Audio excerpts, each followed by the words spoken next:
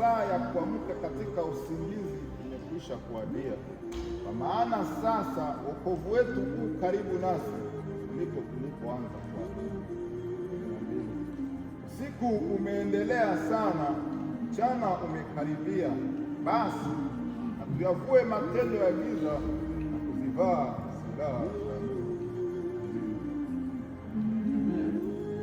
Basi kama tunavyosikia eti kwamba saa ya kuamka katika usingizi imekwisha kuwadia, eti saa ya kuamka katika usingizi imekwisha kuwadia, na tuyavue matendo ya giza na tuivae silaha za nuru. Bwana Yesu asifiwe.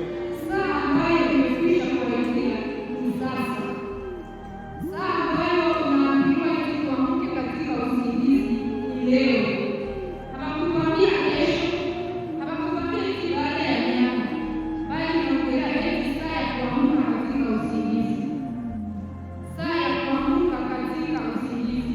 Kumbe kuna wenyewe wanasinzia ambao wanaambiwa eti mida ya kuamka imefika, na hiyo mida ni leo hii na ni sasa ambayo tunatakiwa kuamka tutoke katika usingizi ili tuweze kuvaa silaha za Mungu. Bwana Yesu asifiwe.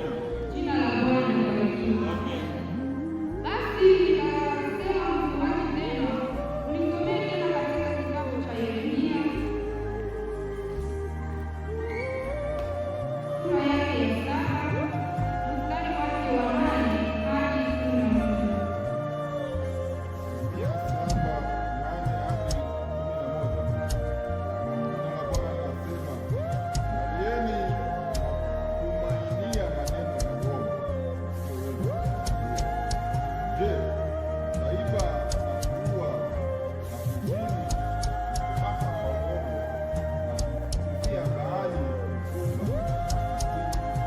Fuata miungu mingine ambayo hamkuijua, kisha mtakuja na kusimama mbele zangu katika nyumba hii iitwao kwa jina langu na kusema, tumepona, ili mpate kufanya machukizo hayo yote.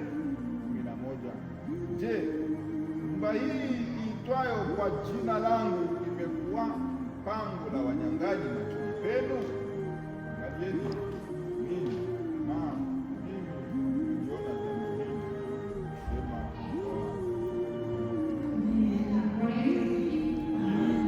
Eti nakwambia, angalieni, tunatumaini maneno ya uongo yasiyoweza kuwafikia. Eti tunatumaini maneno ya uongo ambayo hayatusaidii. Tunategemea maneno ambayo hayatusaidii, ambayo hayana kweli ndani yake.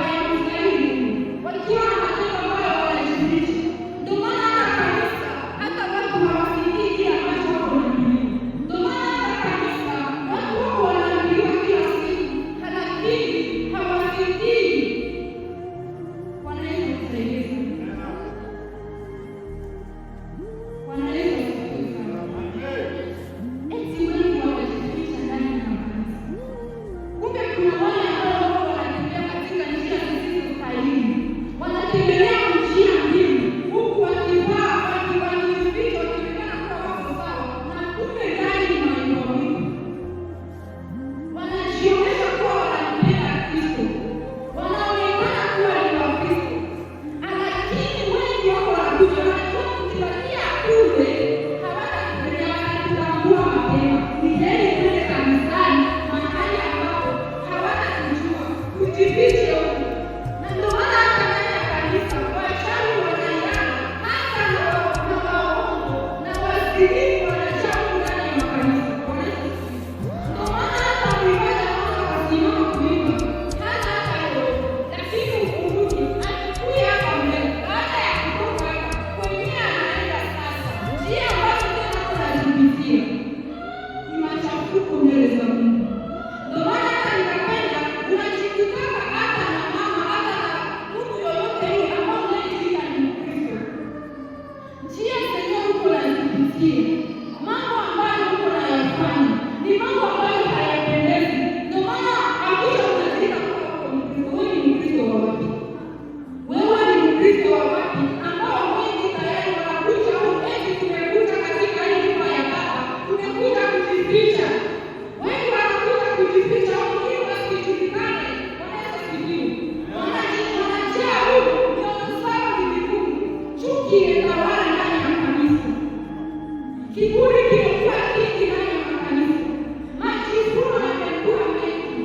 Leo hii unaweza shangaza hata mchungaji ambaye alipewa hivi kushika kondoo, ndio anakuwa kwanza kuanza kumtendea na waumini.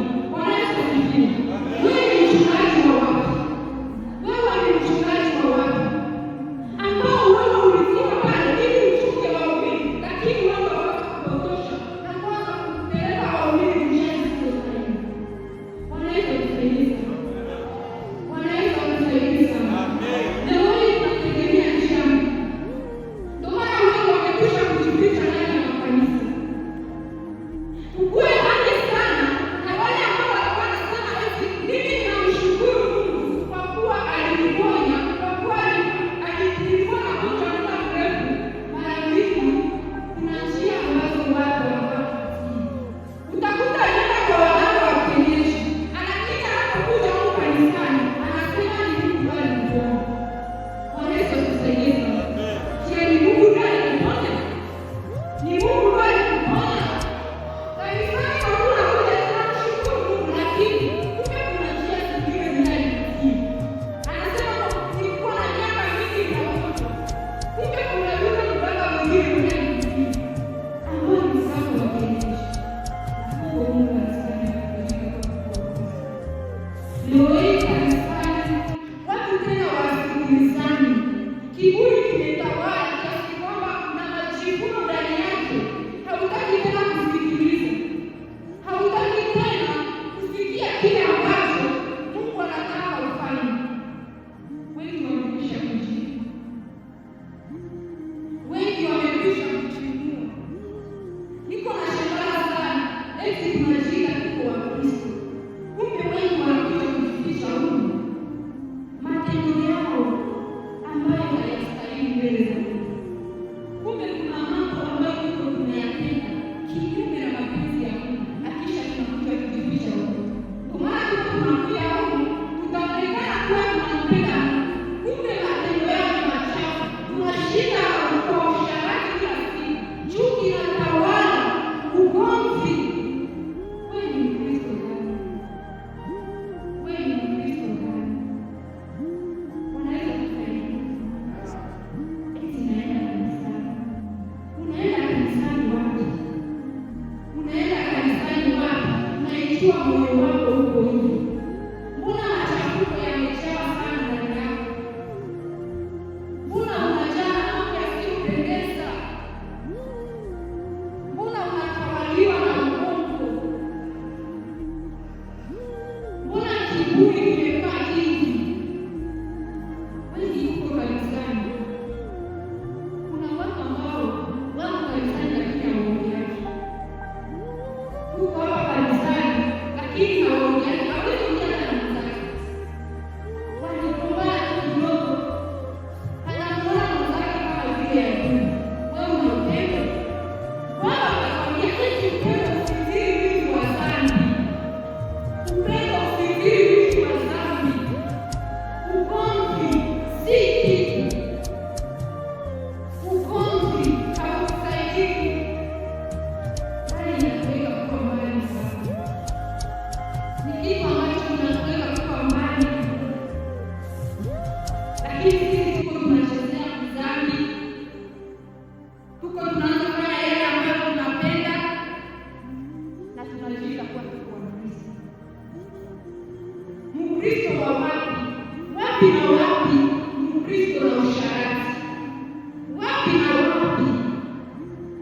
kiburi kikutawala kwa Mkristo.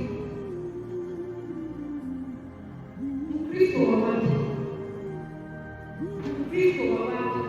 Mbona tunajificha tu? Tunazidi kuonekana kama Wakristo, lakini ndani ya mioyo zetu imeoza. Mioyo zimeoza. Mioyo zimeoza. Na kisha tunajiita Wakristo. Itakusaidia nini wewe ambaye unataka kuwa Mkristo? Akisha siku za mwisho Baba akwambie eti sikukujua, ondoka hapa. Itakusaidia nini? Itakusaidia nini? Wewe ambaye unataka kuwa mwimbaji, unataka kuwa pasta, unataka kuwa wewe ni mwombaji. Ni mbingu ya nani ambayo utaingia na ukiwa na matendo hayo? Ni mbingu ya nani ambayo utaingia? Hata waimbaji wanaosikia kuimba wanajidai sisi ndio tunajua kuimba. Waombaji hao wakisimama kuomba wanasema tutawafunika wale, kwa sababu ya majukumu yameshatawala kwa Wakristo. Wengi hawataki kuingia tena. Chuki imeshakuwa nyingi, kiburi.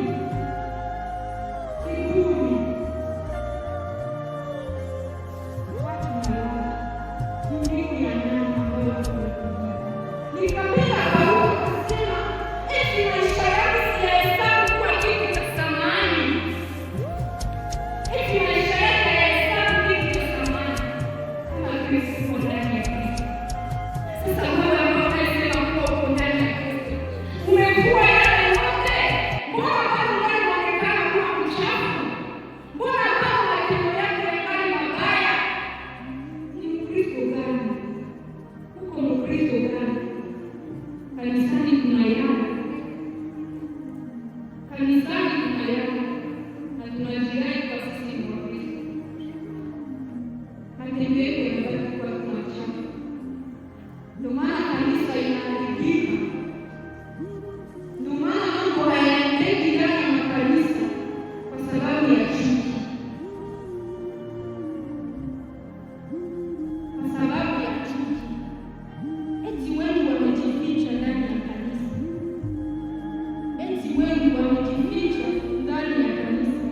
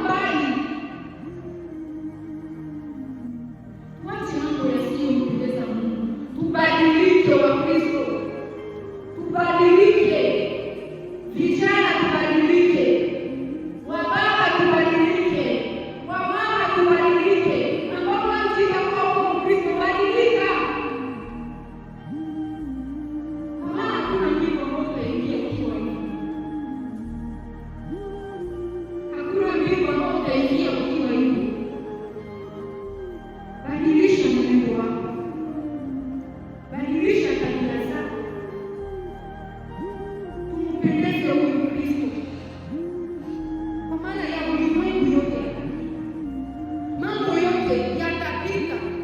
Utakuwa na magari, utakuwa na mali, lakini bila Kristo ni bure. Utakuwa na vitu wengi, hata utakuwa na mali, useme hata umebarikiwa, hata cheo kwenye mafanikio inasababisha mtu anakuwa na ile majibu, hataki tena kufikia kwa sababu ya cheo ambayo wengi watumiki tena kazi ya Mungu. Wanataka leo ndio waonekane kuliko Kristo ndio waonekane. Wanataka wamfanye yeye kuliko wamfanye Kristo. Wanataka kusema kitu wanachokuwa kile kile ambacho si Kristo ambaye ni Mungu. Anataka aonekane. Kila mtu anataka aonekane. Yule ambaye kupatia kile cheo. Kwa nini usitake hiyo kuonekana? Ile mali ambayo mpewa. Kwa nini? Unajua yanatoka wapi? Mbona unataka uchukue alipo yuko naye?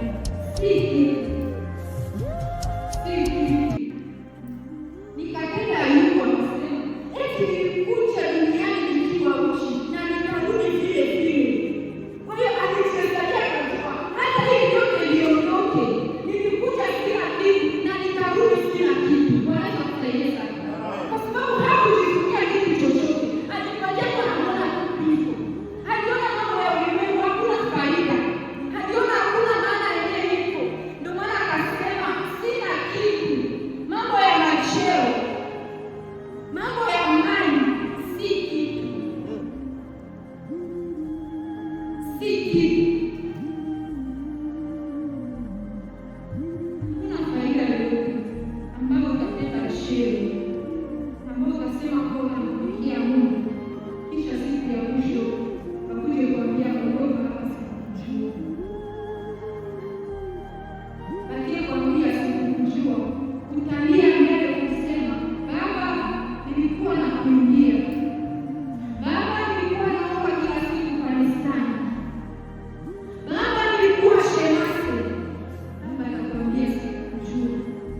Nitakusaidia. Tunakubidi tubadilishe matendo. Tubadilike. Kwa maana ikusaidii kitu chochote. Wanaweza kusaidia sana. Jina la Bwana libarikiwe. Amen. Kabla kusoma tena katika kitabu cha Tito.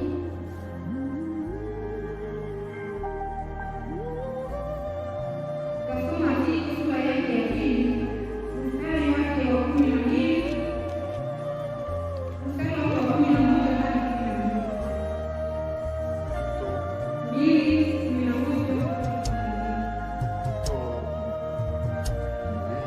2:11-12.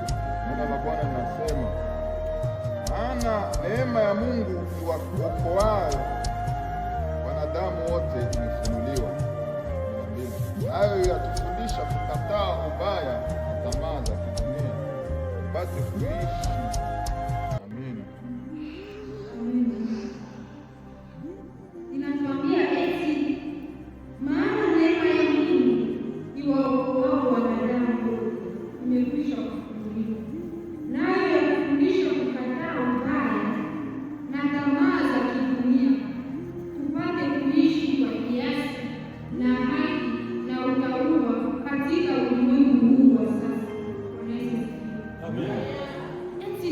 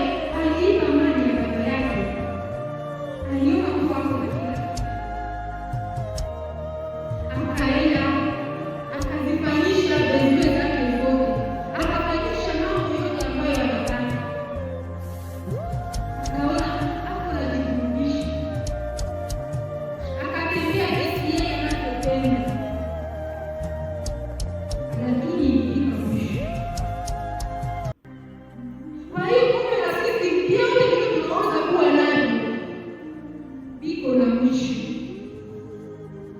Mambo yote mwana mpotevu nikafika mwisho, akasema ni heri nirudi kwa baba yangu. Ingawa hata baba yangu ataniweka hata ile tu pale nilikuwa naishi na mnyama ama nilikuwa naishi na zile mifugo za baba yangu, hakuna shida. Ni heri tu nikuwe nyumbani mwa baba yangu ama nikuwe kwa baba yangu. Na alibana safari na akarudi kwa baba yake. Na wakati aliporudi kwa baba yake alimkaribisha na akasema, karibu mwanangu, kwa kuwa umekuwa umepotea. Bwana Yesu asifiwe. Baba yake akakuwa na furaha kumuona mwana. Yeye alikuwa jinsi alikuwa akijizalia, sio jinsi alikuta baba yake kuna furaha. Kumbe unapokuwa nyumbani hakuna communication ya wewe na baba, hakuna kuongea ya wewe na baba. Dhambi hakuweza kuwa mbali na Mungu, dhambi hakuweza kuwa mbali. Angalia ni muda gani ambao umepita kwa mwana mpotevu. Dhambi ni kitu ambacho kinatuweka mbali sana.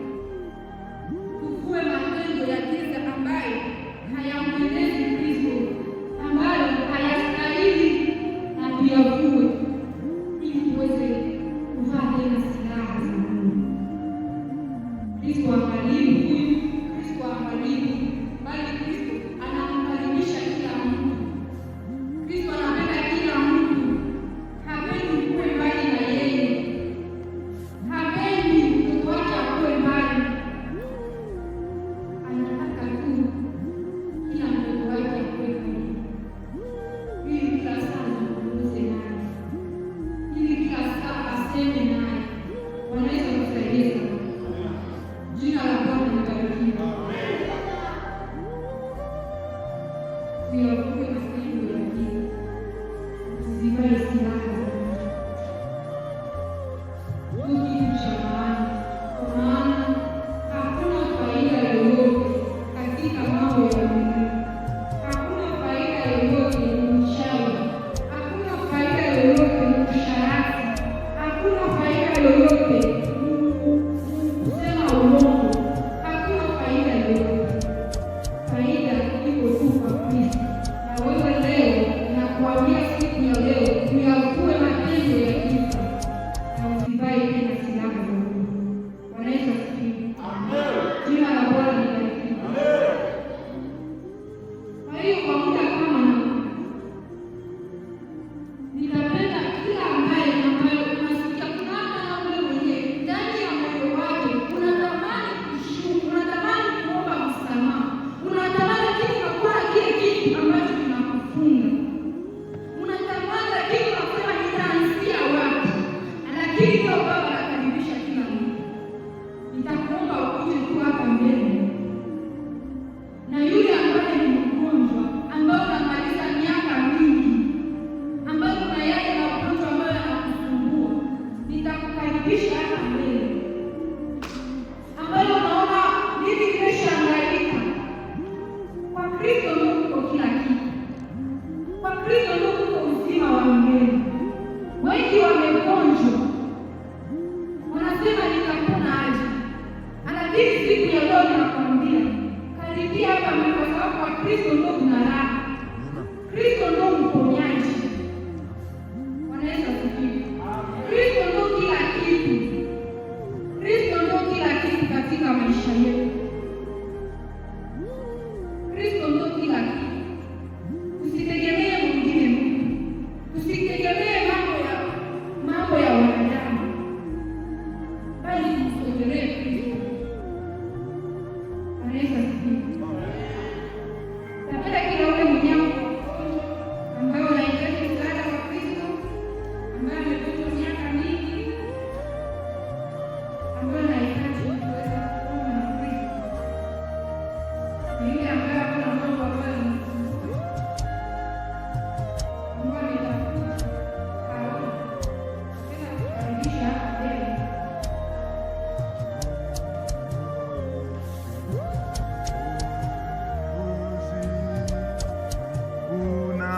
Unayeteswa rohoni, damu iliyomwagika itakuosha kabisa.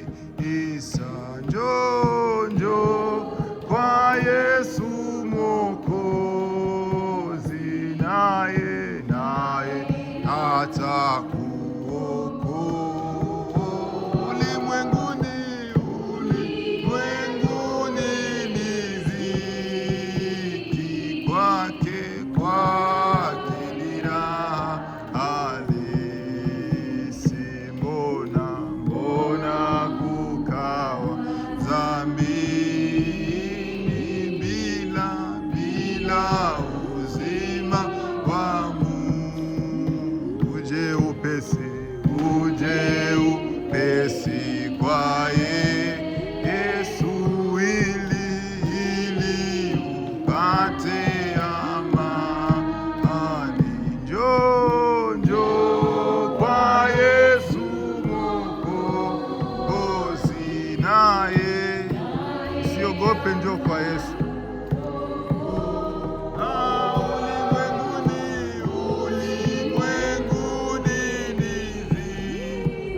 Kwake Baba, kwake ni rahisi.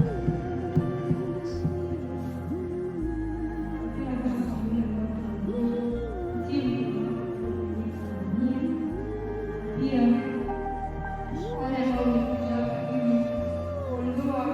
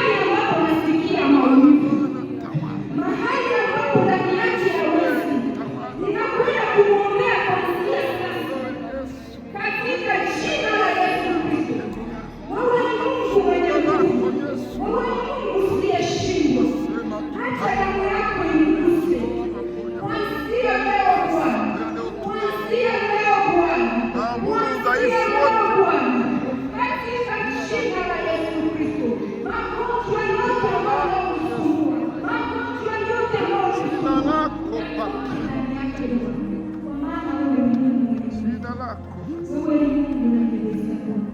Endelea saa yote uende kutimiza. endelea Bwana kubadilisha, endelea Bwana kutenda kazi ndani ya mioyo yetu. Ondoa kiburi